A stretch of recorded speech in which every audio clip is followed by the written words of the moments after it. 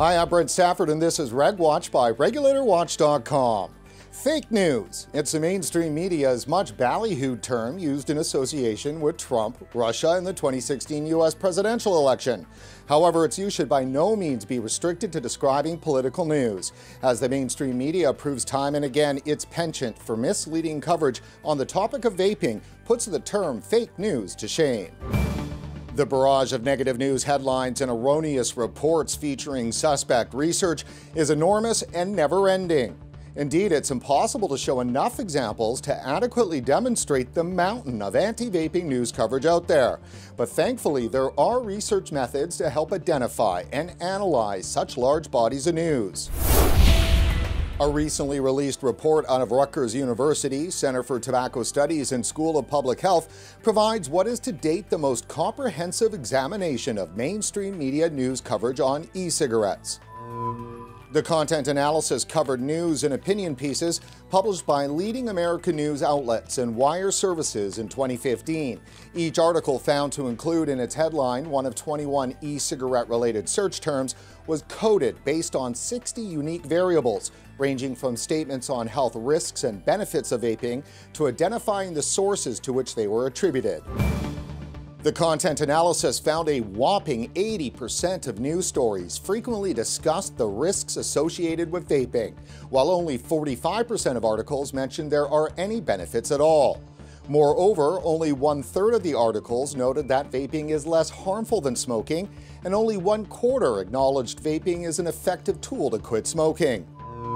Most tellingly, statements made by trusted sources regarding health effects of vaping heavily skewed negative. Among physicians and researchers, who are the most commonly cited sources, 68% of statements highlighted potential risks associated with vaping, while just 19% mentioned vaping is less harmful than smoking, and only 13% mentioned vaping is an effective tool for smoking cessation. Not surprisingly, the spread is even worse when it comes to statements made by government officials.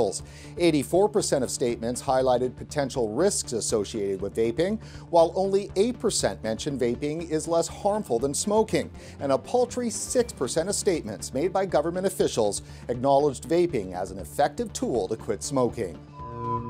Finally, an overwhelming majority, 86% of all articles that mentioned a benefit of vaping also presented a risk in counterbalance, whereas just under half of the articles that mentioned a risk also mentioned a benefit. Considering the preponderance of news stories biased towards the potential health risks of e-cigarettes, it's not hard then to understand why public perception has so dramatically turned against vaping. According to the 2017 Action on Smoking and Health report on e-cigarettes, the proportion of the adult population in Great Britain believing that e-cigarettes are as harmful or even more harmful than smoking nearly quadrupled from 7% in 2013 to 26% in 2017. And the percentage of adults that correctly identify e-cigarettes as a lot less harmful than smoking dropped from 21% to a shocking 13% in the past 4 years. Worse yet, the proportion of smokers who believe e-cigarettes are as harmful or even more harmful than smoking has skyrocketed from 9% to 22% in 2017. Joining us today to discuss the mixed messaging around e-cigarettes is Dr. Lynne Dawkins, Associate Professor in Psychology at London Bank University and co-author of the British Psychological Society's briefing on electronic cigarettes in its Changing Behavior series.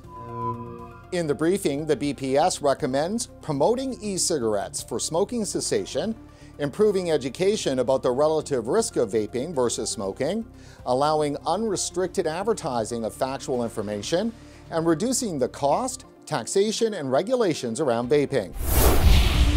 Dr. Dawkins, thanks for joining us on RegWatch.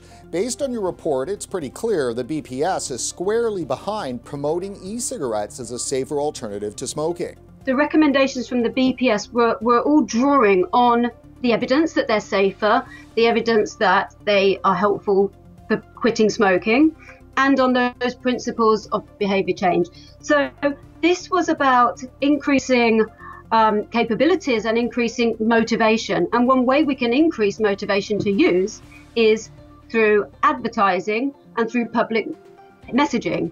but that is presenting factual information. But of course, advertising has to be subject to the usual standards and checks for any advertising for consumer products. So, for example, ensuring that they're not promoted to children, that they're decent. But aside from that, if the information is evidence-based and accurate, it's going to increase the attractiveness of the product for smokers and therefore increase motivation to use. And that's what this briefing was all about. It was about increasing capabilities, opportunities and motivation to switch to e-cigarettes and to stay switched. Dr. Dawkins, could you give us an example of what would be factual information? Well, for example, electronic cigarettes are less harmful than smoking, are estimated to be 95% less harmful than smoking, if you want to put a figure on it. Well, thanks for that, Dr. Dawkins. As we do like to put a figure on it, as you're well aware, public perception is moving in the wrong direction on this issue.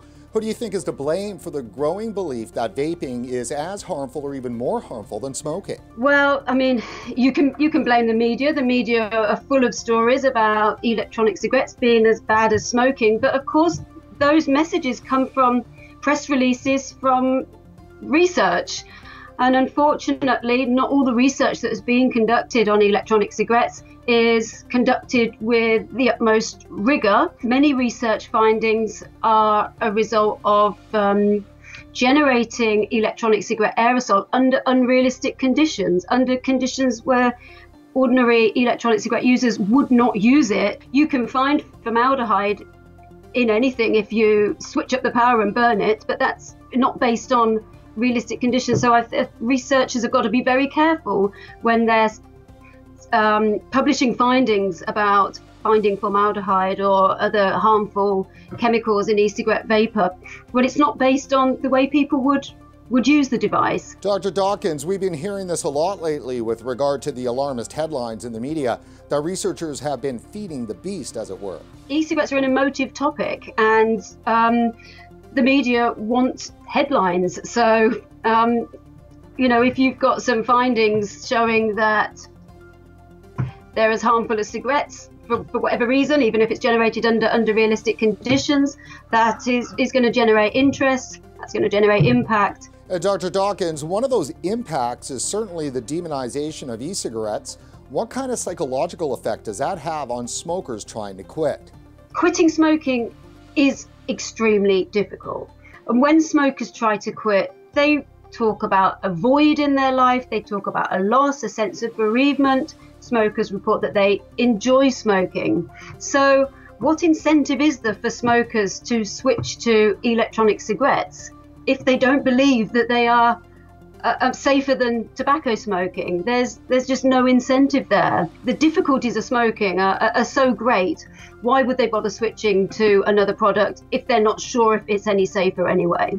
Dr. Dawkins, does your concern over mixed messaging also apply to what regulators are saying about e-cigarettes? Absolutely. And even with the Health Canada message, likely less harmful, that still doesn't send a clear message that they are definitely less harmful. There's still an element of doubt there, and I would expect for a smoker who is so entrenched in that smoking habit, finds it enjoyable, experiences a great sense of loss when they try to quit. If something's only likely less harmful, then why bother making the switch if there's no certainty there? Final question, Dr. Dawkins. Do you have a message for regulators in regard to treating vaping products like tobacco products? We should be sending the message that these are completely different products. We need to distinguish between them and not put them in the same category. People are confused enough about vaping products.